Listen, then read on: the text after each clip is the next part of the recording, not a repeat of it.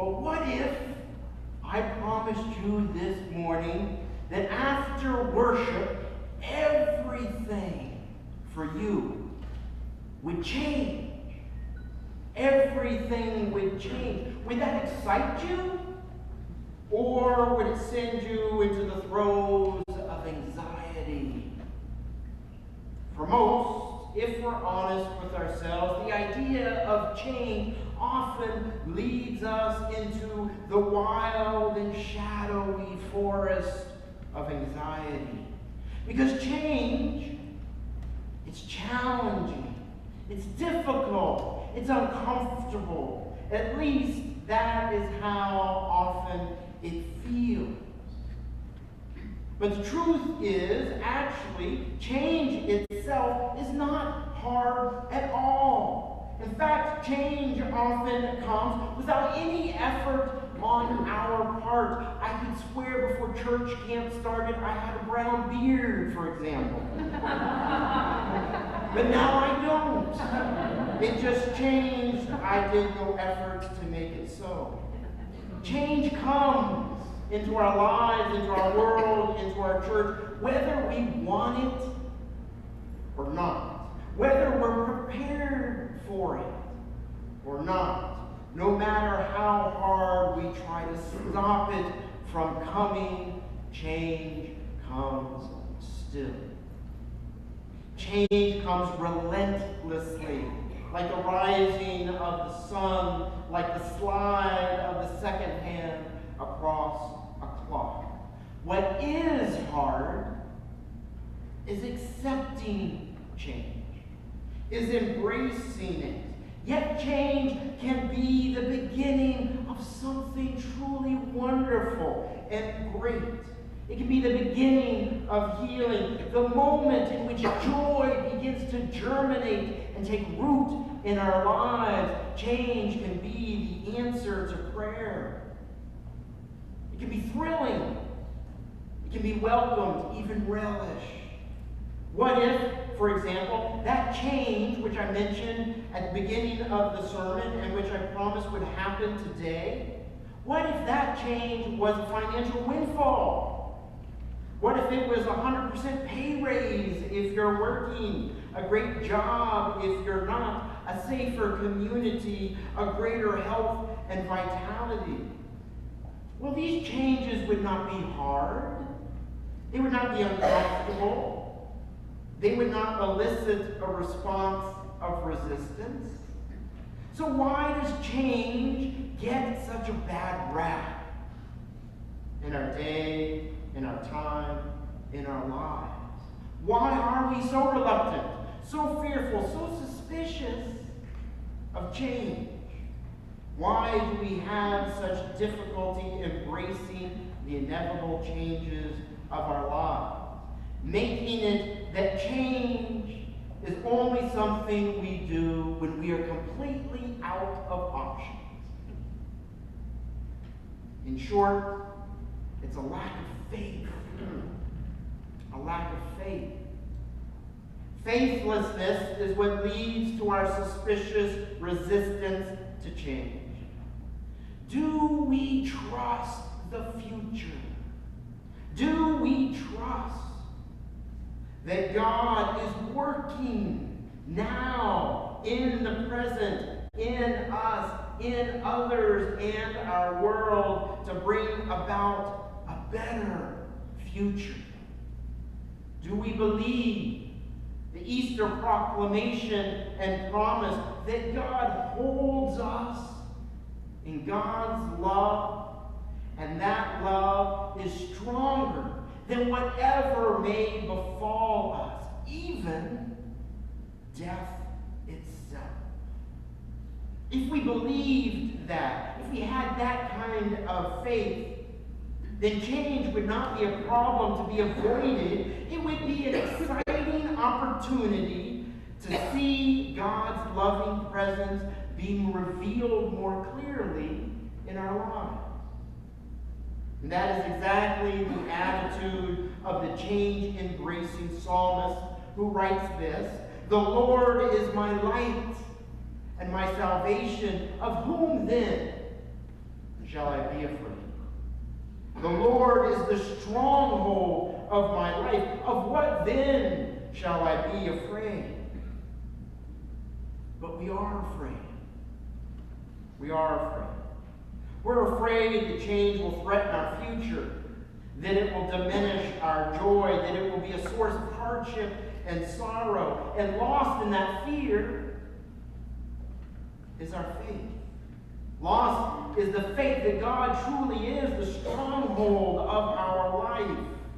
And so we replace the faith lost with an assurance of the past, trusting only in what we have already seen and what we already know. That is what makes this morning's scripture reading so deceptively challenging. Jesus says, unless we change,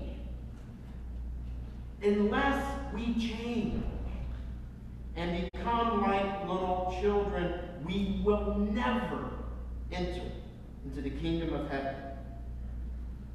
Unless we change, Jesus says, we cannot receive the life that God intends for us.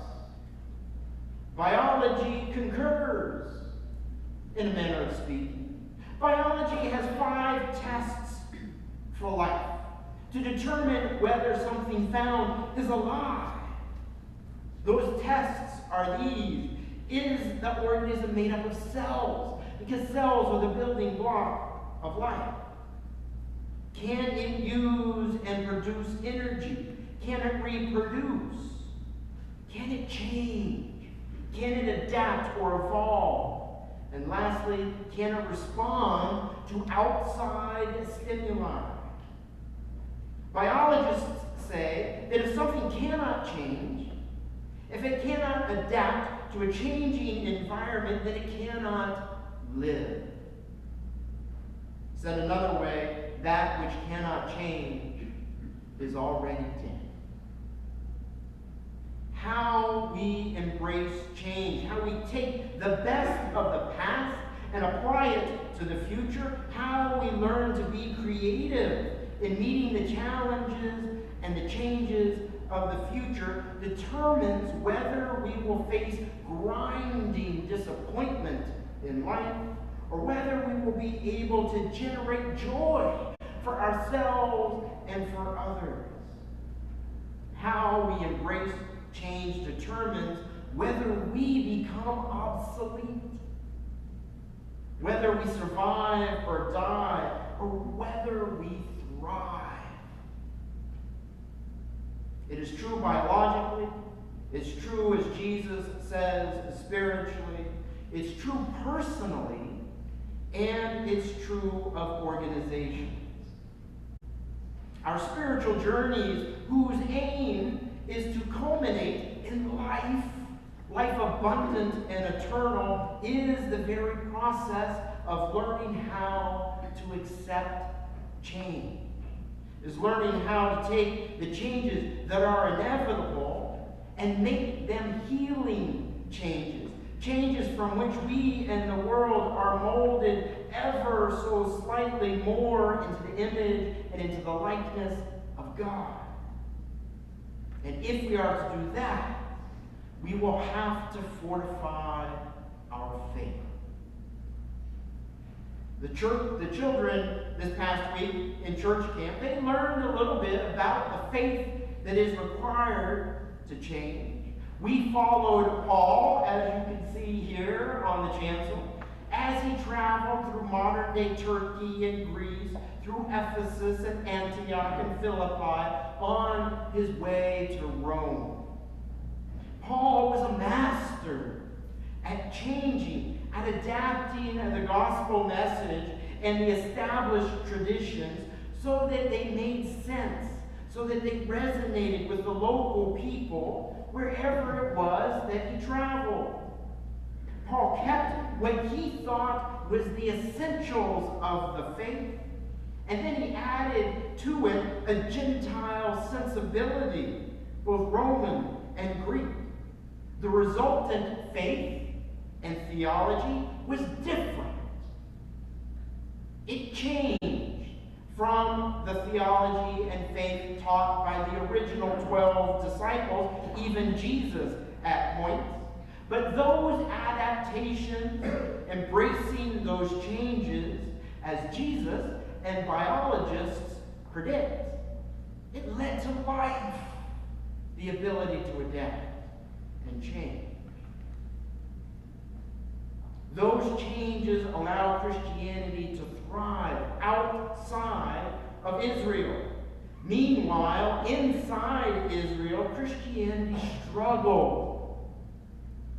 It struggled until 70 of the current era, just 30 or 40 years after Jesus died, Christianity in Jerusalem, in Israel, all but died too. That was when Emperor Nero slaughtered 1.1 million people in Jerusalem. That's twice the population of Jerusalem. It was so great because the siege came during Passover, when pilgrims had come into Jerusalem, and they were all wiped out. Jerusalem was razed to the ground. The temple, which was the center of the early church's worship, was demolished. Few Christians survived. Without Paul, without his willingness to adapt the Christian message, to let go of non-essentials and reframe core essentials, to speak to and address new people with differing ideas and cultures and customs, we would not be here today. For Christianity would have been extinguished. It was Paul's churches, established in Rome and in Greece, that gave rise to the form of Christianity that has dominated the world ever since. The Roman Catholic Church, the Greek Orthodox Church, all have roots back to Paul. Change embraced by Paul led to life for Christianity. So where in our own lives is change this morning pressing in on us, making us just a wee bit uncomfortable? If the future forced upon you to winnow down to the most precious, the most essential, the very best of what you have been, what you have known in your life, what would that be? What are the essentials for you? How could those be reframed so that they may apply to others today and tomorrow? What are the essentials of your Christian faith? And if you had to let go of non-essentials in your life or regarding your faith, what would those be? How would letting those go allow you to better and more fully embrace the change that's pressing in on you?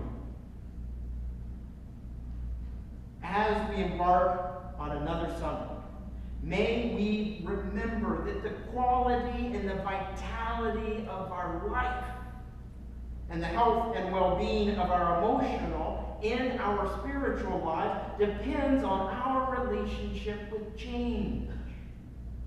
Therefore, let us stand together as a community of faith to meet the challenges a changing future brings. Let us, as a faith community, support one another and bolster one another's faith. May we come to see change as the very movement of God's Spirit and God's presence as it courses through our lives and our world, creating new life and offering the opportunity for something even better, more thriving to emerge. And may we have the faith enough to know that God truly is the stronghold of our life, that God is at work now, right now, in us, in others, whispering words of direction and encouragement, and lending us the power of love. The power of God's love, which can overcome both obstacles and obstinate.